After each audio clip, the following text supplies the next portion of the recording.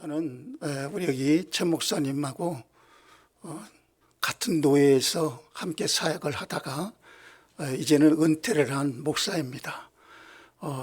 건강이 좀 좋지 않아서 조금 빨리 은퇴했습니다. 그래서 지금은 건강 관리만 하고 있습니다. 네. 오늘 말씀은 기쁨을 주시는 주님이다 하는 제목으로서 여러분에게 전하고자 합니다.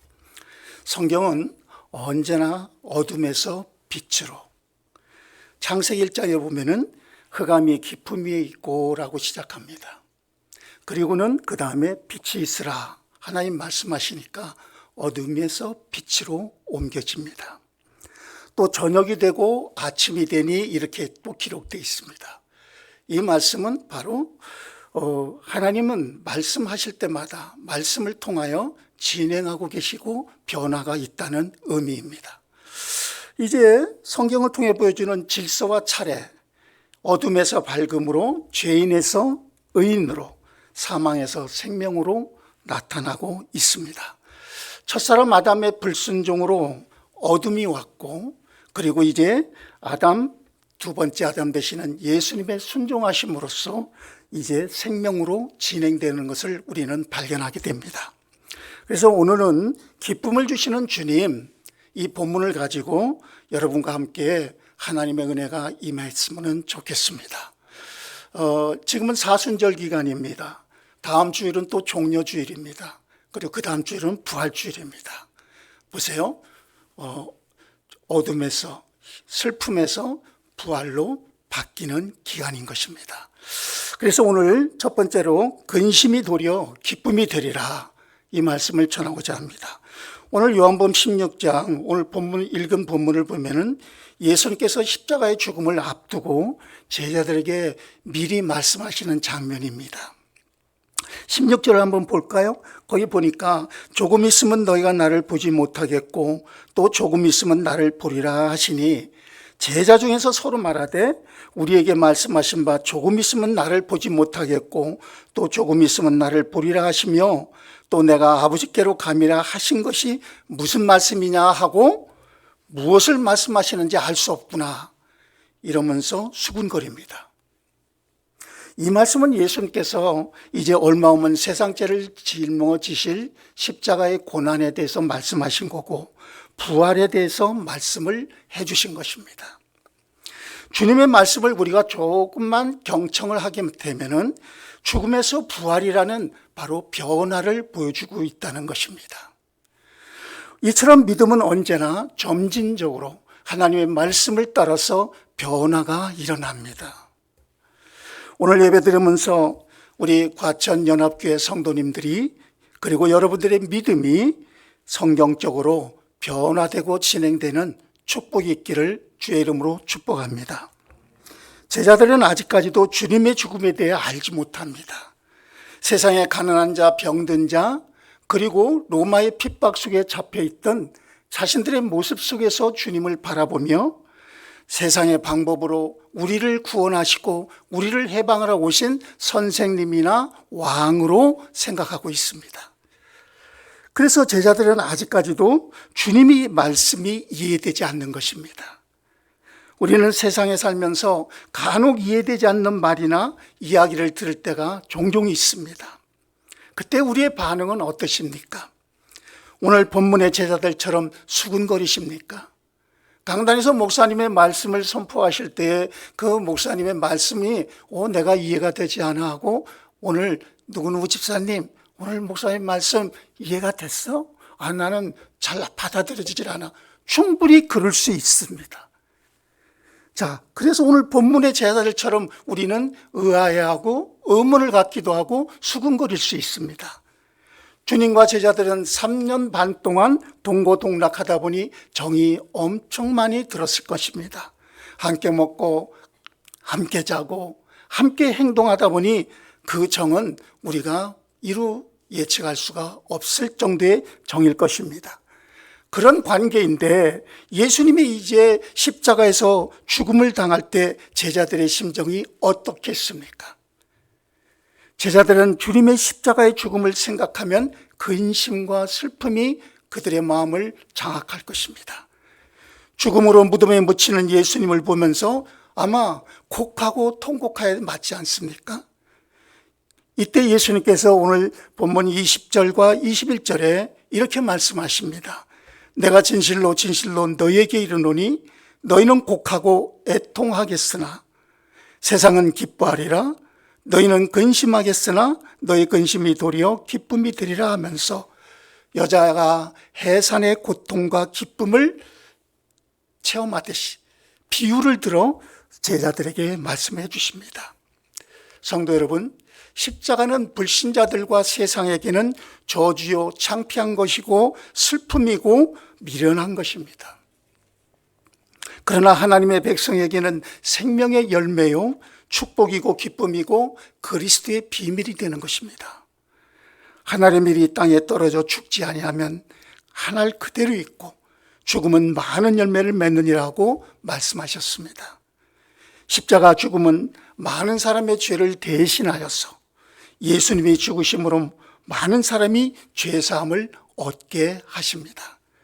십자가의 죽음이 제자들과 예수님의 인간적 관계로는 슬픔과 근심이 될 수밖에 없지만 오히려 그 근심과 슬픔이 변하여 기쁨이 되도록 하는 것이 바로 하나님의 뜻인 것입니다. 그래서 너희는 근심하겠으나 너희 근심이 도리어 기쁨이 되리라고 말씀하시는 것입니다. 우리가 신앙생활을 하며 믿음으로 살다가 보면은 생각지 못한 일들이 고통하게 하고 근심하게 할 때가 있습니다. 어떤 건 하나님의 징계로 다가오기도 하고 어떤 것은 육신으로 인해서 고난으로 올 때도 있습니다. 그러나 성경 예레미야 애가 3장 33절은 이렇게 말씀합니다. 주께서 인생으로 고생하게 하시며 근심하게 하심은 본심이 아니도다. 이어서 시편 34편 19절도 의인은 고난이 많으나 여호와께서 그의 모든 고난에서 건지시는도다 라고 하셨습니다. 그렇습니다. 주의 눈은 언제나 의인을 향하시고 주님의 귀는 늘 의인의 간구에 귀 기울이시는 줄 믿으시기를 바랍니다. 그러므로 하나님은 그의 자녀들이 언제나 슬픔이 변하여 기쁨이 되게 하시고 어둠이 변하여 바로 빛이 되게 하시는 하나님이십니다. 그래서 우리의 근심이 도리어 기쁨이 되는 것입니다. 두 번째로 오늘 본문을 보니까 22절에 지금은 너희가 근심하나 내가 다시 너희를 보리니 너희 마음이 기쁠 것이요 너희 기쁨을 빼앗을 자가 없도라 했었습니다. 부활을 말씀하시는 겁니다. 요한복음 20장에 보면은 십자가 죽음을 당한 예수님이 이제 싸늘한 죽음이 되셔서 무덤에 묻히십니다. 하얀 세마포에 쌓여서 한 번도 사용하지 않았던 동굴에 들어가십니다. 사두개인들과 총독들의 지시로 동굴 무덤 입구를 거대한 돌로 메꿔버립니다. 그리고 혹시 제자들이 와서 예수님의 시신을 훔쳐갈까 봐 의심하여서 군사들로 지켜달라고 하여 군사들이 지킵니다. 예수님을 장례 치른 막달라 마리아와 여인들이 매일매일 주님 앞에 옵니다. 그러면서 그곳에서 주님을 부르짖고 그리워합니다. 여인들이 어느 날 새벽에 동굴 앞에 갔습니다. 동굴 무덤 입구를 막아놓았던 돌이 굴려 있었습니다. 그리고 무덤 안을 바라보니까 예수님의 시신이 없는 것입니다.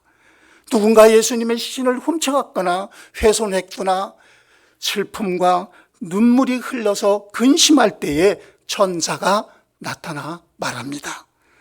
너희가 십자가에 못 박이신 나사렛 예수를 찾는구나.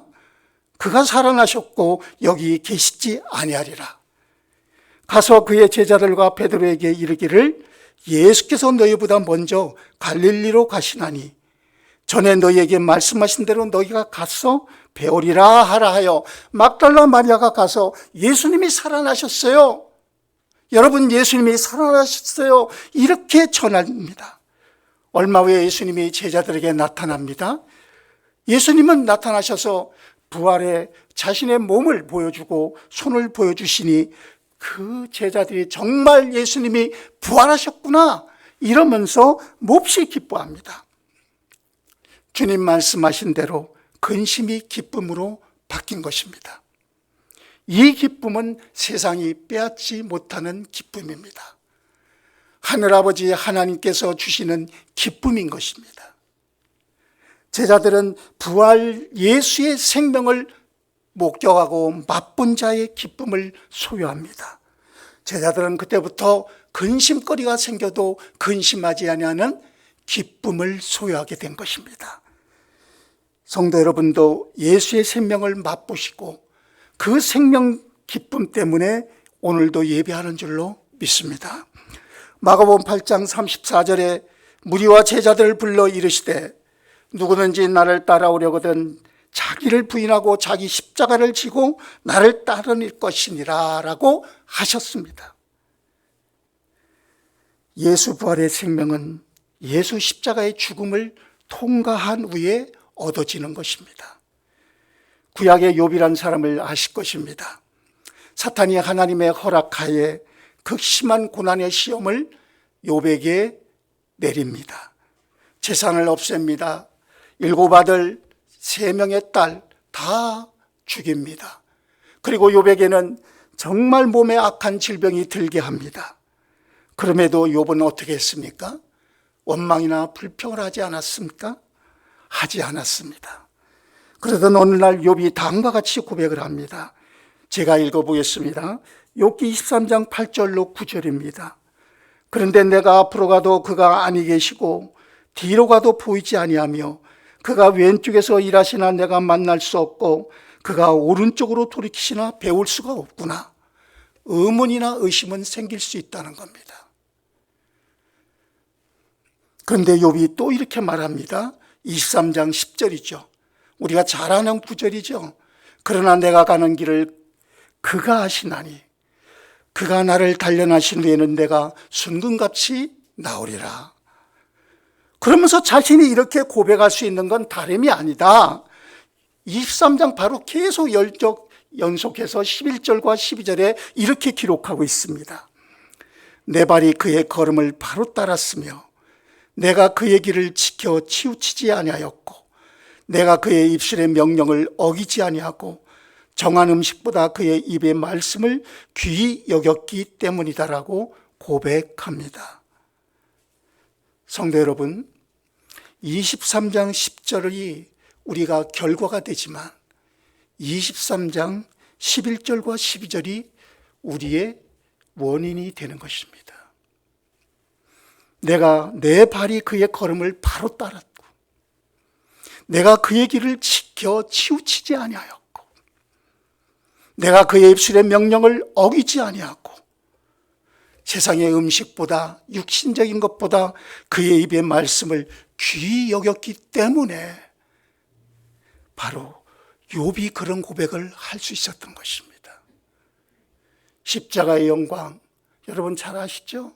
No cross, no crown.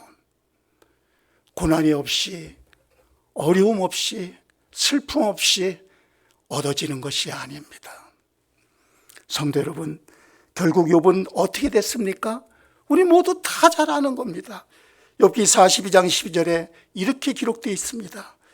욥에게 처음보다 더 복을 주시니 그가 양 14,000과 낙타 6,000과 소 1,000겨리와 암나귀 1,000을 두었고 아들 7과 딸 3을 두었으며 140년을 살며 아들과 손자 4대를 보았으니 처음보다 나중에 복을 더 주셨다고 기록합니다. 우리 개혁교회는 세상적인 축복을 조금 이렇게 말하는 것을 지향을 합니다. 하지만 성도님들, 하나님이 성경에 기록하셨어요. 욥이 바로 영광의 축복을 받았다는 것을. 오늘 우리 과천연합교회 모든 여러분, 주님 의지하지만 때로는 우리에게 더 큰 복 주시기 위해서 고난이나 근심이나 슬픔 당할 수 있습니다. 그때 예수 생명을 맛본 사람은 욥처럼 흔들리지 않는 것입니다. 하나님의 자녀는 욥처럼 하나님의 말씀을 따라 살고 그 걸음을 주님께 의지할 때 주님이 인도하여 세상이 주지 못하는 기쁨으로 하나님이 주시는 응답을 성취하게 되는 것입니다. 세 번째로 이렇게 욥과 같이 제자들과 같이 예수 부활을 맛본 예수 생명을 맛본 자들은 오늘 본문 23절로 24절에 이렇게 기록되어 있습니다. 그날에는 너희가 아무것도 내게 묻지 아니하리라. 내가 진실로 진실로 너에게 이르노니 너희가 무엇이든지 아버지께 구하는 것을 내 이름으로 주시리라. 지금까지는 너희가 내 이름으로 아무것도 구하지 아니하였으나 구하라. 그리하면 받으리니 너희 기쁨이 충만하리라. 그날은 바로 예수 생명을 맛본 제자들에게 보혜사 성령이 임하는 그때를 말합니다. 사도행전 1장을 보면은 예수님은 부활 후 40일 동안 제자들에게 보이시면서 하나님의 나라의 일을 설명해 주시고 가르쳐 주십니다. 그리고는 또 제자들에게 이렇게 말씀하셨죠. 예루살렘을 떠나지 말고 내게서 들은 바 아버지께서 약속하신 성령을 기다리라. 이 말씀을 마치시고 예수님은 제자들이 보는 가운데서 바로 하늘로 올라가셨습니다. 그때 천사들이 뭐라고 합니까? 너희 가운데서 하늘로 올려주신 예수는 하늘로 가심을 본 그대로 오시리라 전합니다. 성도 여러분, 예전 같으면 근심하고 후회하고 눈물을 흘릴 바로 제자들입니다.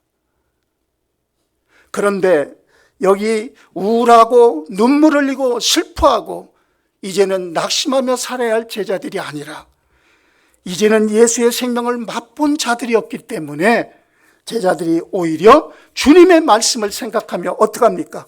기도한다는 겁니다. 보혜사 성령이 오시면 증인이 될 것이다. 아버지의 내가 너에게 분부한 모든 것을 가르쳐 지키게 하라. 예수님의 말씀이 자신들의 생명으로 능력으로 열매 맺기를 간절히 기도하는 겁니다. 저도 목회한 지가 벌써 이제는 90년도부터 시작해서 여기까지 왔죠. 그러니까 많은 세월이 흘렀습니다. 하나님을 잘 믿는다고, 잘 믿겠다고, 잘 사역을 하겠다고 목사로 불러주셨습니다. 그럼에도 뒤돌아보면 의문투성이었던 것도 많고 의아한 것도 많고 하나님이 내 눈에 보이면 정말 질문도 해보고 싶고 한 것들이 숱하게 많습니다. 고난도 많이 당합니다. 지금도 몸이 아파서 저는 한 달에 아니죠, 2달에 3번 무조건 정기검진을 가야 됩니다. 근데 걱정은 안 합니다. 살고 죽는 건 하나님께 달려있습니다. 그리고 이제는 내가 하나님께서, 저는 순교를 이렇게 생각합니다. 선교사로 나가고 목사가 되고 또는 장로님이 되고 그거 이전에 하나님이 주신 사명, 말씀, 죽음이 무엇입니까? 죽음은 바로 믿는 자들에게는 하나님이 나를 향한 시간표, 계획, 사명이 끝날 때 죽음을 허락하시는 거예요. 그러므로 죽음을 두려워할 필요가 없어요. 내가 죽는 다음 때는 내 사명이 다 됐구나, 하나님이 나를 통해서 이루실 걸 이루셨구나 라고 믿으시면 됩니다. 오늘 제자들은 주님이 예언하신 대로 바로 주님의 말씀이 자신들에게서 성취되기를 위해서 이제는 기도하는 사람으로 바뀐다는 겁니다. 전에는 기도를 해도 먹을 것, 마실 것, 입을 걸 구했습니다. 왜 예수님께서 이런 것을 구하지 않아도 된다고 말씀하셨는지 이해도 안 됐고 의문이 들었던 사람들이요. 근데 이제는 깨달았습니다. 하늘 아버지께서 이 모든 것이 우리에게 있어야 할 줄을 아신다는 의미를 아는 겁니다. 때문에 너희는 먼저 그의 나라와 그의 의를 구하라. 그리하면 이 모든 걸 너희에게 더하여 주시라는 말씀을 믿게 된 것입니다. 오늘 본문 23절에 뭐라고 되어 있습니까? 그날에는 너희가 아무것도 내게 묻지 아니하리라. 이제는 예수님의 말씀에 의무를 갖지 않습니다. 말씀에 순종할 뿐입니다. 그리고 그 말씀을 믿기 때문에 순종하는 겁니다.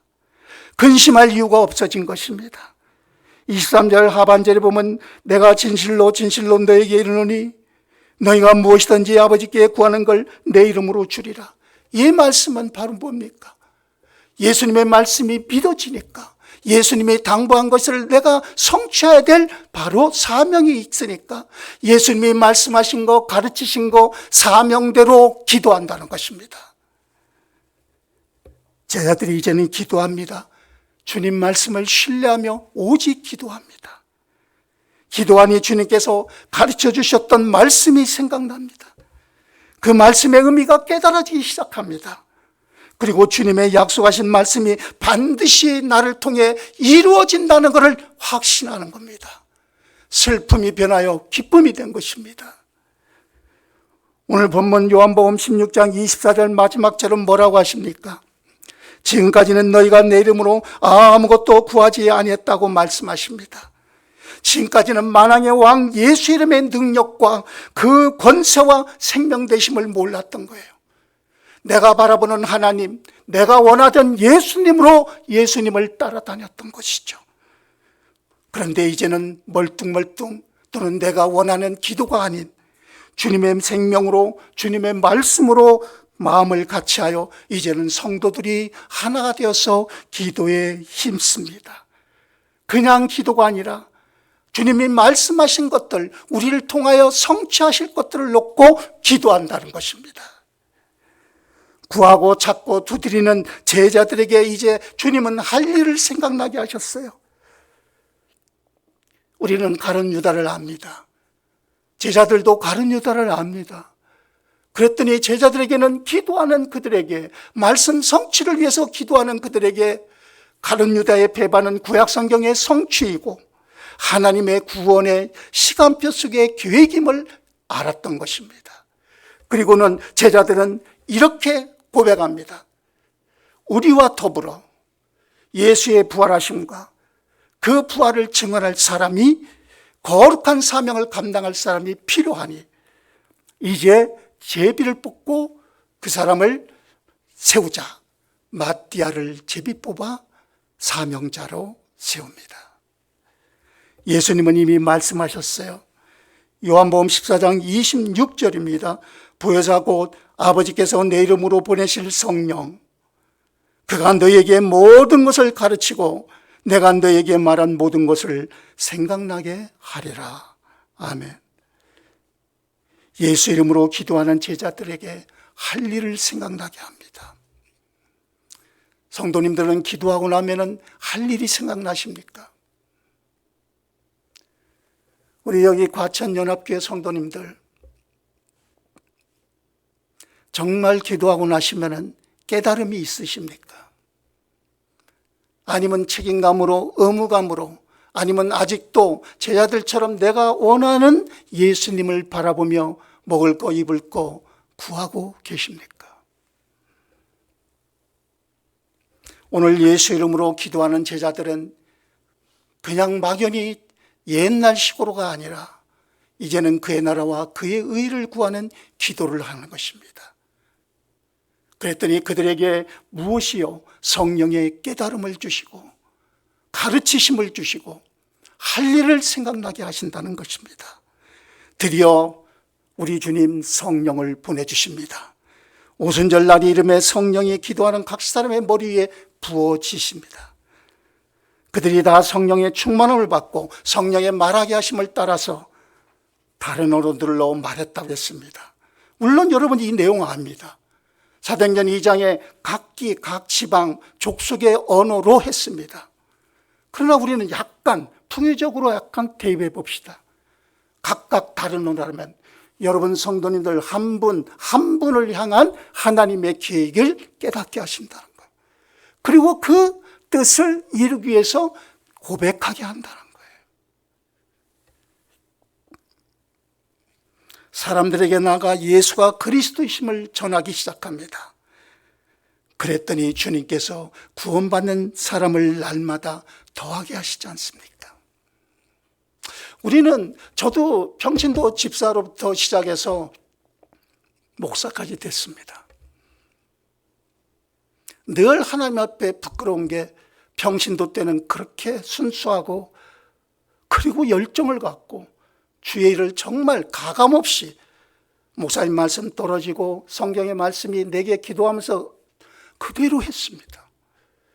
근데 목회자가 되고 나서 오히려 물론 목회자로서의 할 일이 있으니까 그런 부분도 있지만 하나님 앞에 늘 기도하며 부끄러운 부분이 그것입니다.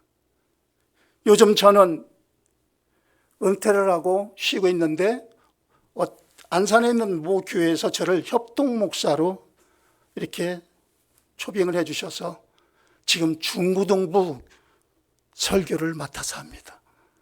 처음에는 못해요 그랬어요. 제가 건강도 안 돼요, 몸 시간, 그리고 중학생하고 제 나이가요 지금 몇 살인데요, 목사님 안 됩니다 이랬었는데요, 순종하고 기도하고 순종하고서 중학생들, 고등학생들에게 설교를 하는데요,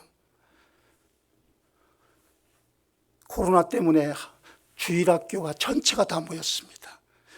7살짜리부터 19살 고등 3학년까지 누구에게 설교를 어떻게 해야 되겠습니까? 타켓이 안 맞춰집니다.